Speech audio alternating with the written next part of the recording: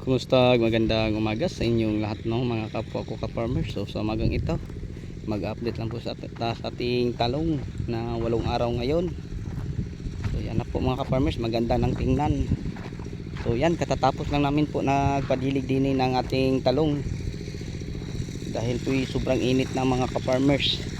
So wala nang ulan na nangyari, no? Mulang nawala na si Bagyong Inday.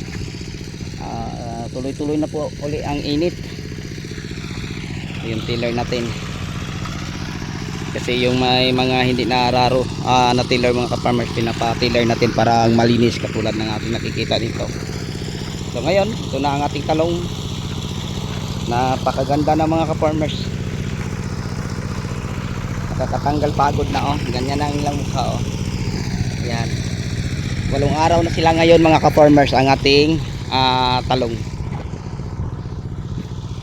So may tanim na po tayo din na kamatis, bell pepper, sili, ampalaya, talong. So yung mga 5.5 o 6 mga hectares mga ka-farmers, lahat ay natataniman na. So yan, umpisahan na namin, no, sa susunod na mga linggo ang pag-araro dyan sa kabilang area para may ready natin mga ka-farmers na pagtataniman. So yan, bago natin ito napahulipan. So yan, pinapadiligan natin ng tubig para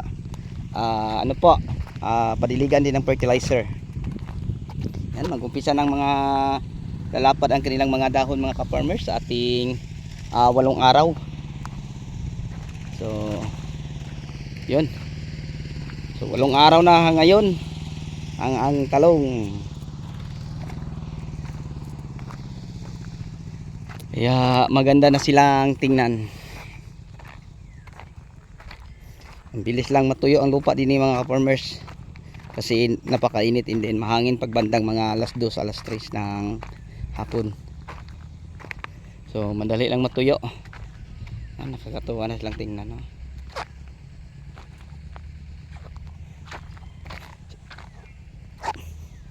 So sa susunod na linggo, malalapad na siguro mga dahon din mga ka-farmers, kasi ngayon ganyan pa ang mukha nila, oh.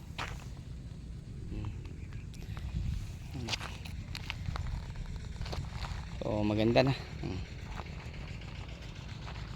Tapos napakalinis pa.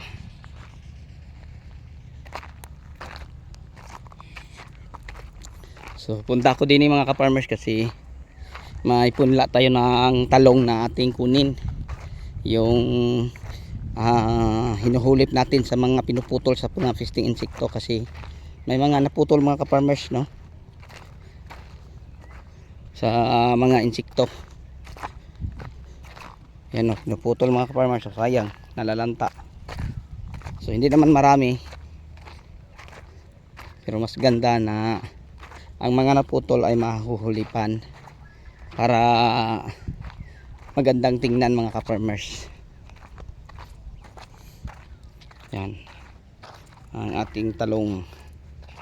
Unti-unti na lumapad na, may sobrang lapad ang dahon din mga ka-farmers, yan. Yan ang pinakamalaki siguro sa lahat,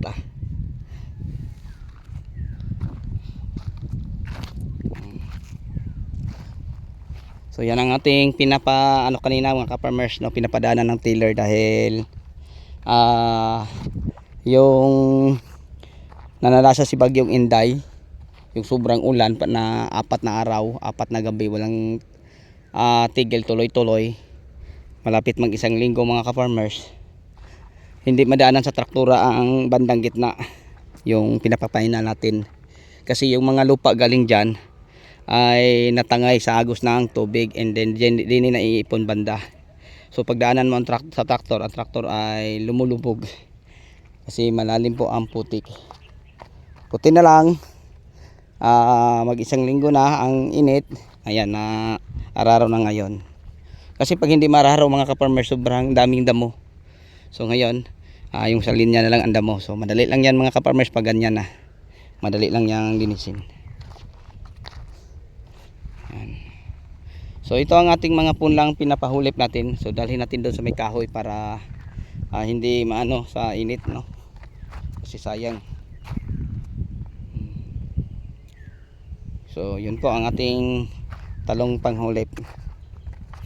So yun lang siguro mga ka-farmers, mga ka-viewers ang i-share ko po sa inyo sa umagang ito, na ang ating talong ay ngayon ay 8 araw na kung saan nag-uumpisa ng magandang tingnan, and then malinis.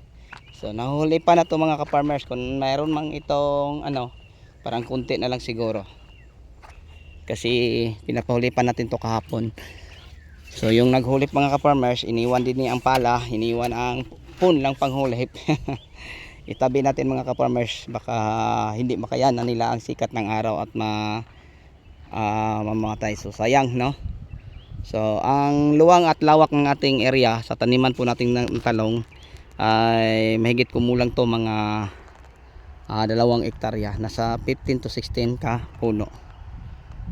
So ang planting distance, health to health, half meter, row to row, 2 meters. So yun lang po mga ka-farmers ang ma-share at maibahagi ko sa inyo. And then nadiligan na natin to ng fertilizer. So yung fertilizer nating dinidilig din yung Unique 16, isang sako, kasi nilalahok natin mga ka-farmers. And then ang nilalahok natin sa Unique 16, Mega Multiplan Vitamin, Fucosim Granule at saka Dupus. Okay, so ang dami mga ka-farmers ating paglahok, isang Unique 16, isang Mega, 2 Dupus, 2 Fucosim Granule, 3 kilos sa isang drum na 200 liters. So ilahok mo siya lahat, and then 3 kilos, then idilig mo tag isang sardinas. Ganito mga ka-farmers, isang ganito sa bawat puno. So yan, nakapag-dilig na tayo ng fertilizer sa ating talong, kaya napakaganda ng tingnan ang ating talong ngayon. Okay, so bago natin to tatapusin mga ka-farmers, ang ating update sa 8 araw nating talong na pinapadiligan natin ng tubig at napadiligan ng fertilizer. Mega love shout out sa lahat kong mga bagong subscriber. Okay, mga solid na mga subscriber, yung mga 2 taon o magtatlong taon na nag-subscribe sa atin munting YouTube channel. So sa inyong lahat, maraming salamat po sa patuloy ninyo na panonood at pagsuporta. So kung wala po kayo mga ka-farmers, ay hindi ko po maaabot ang road to 17 subscriber.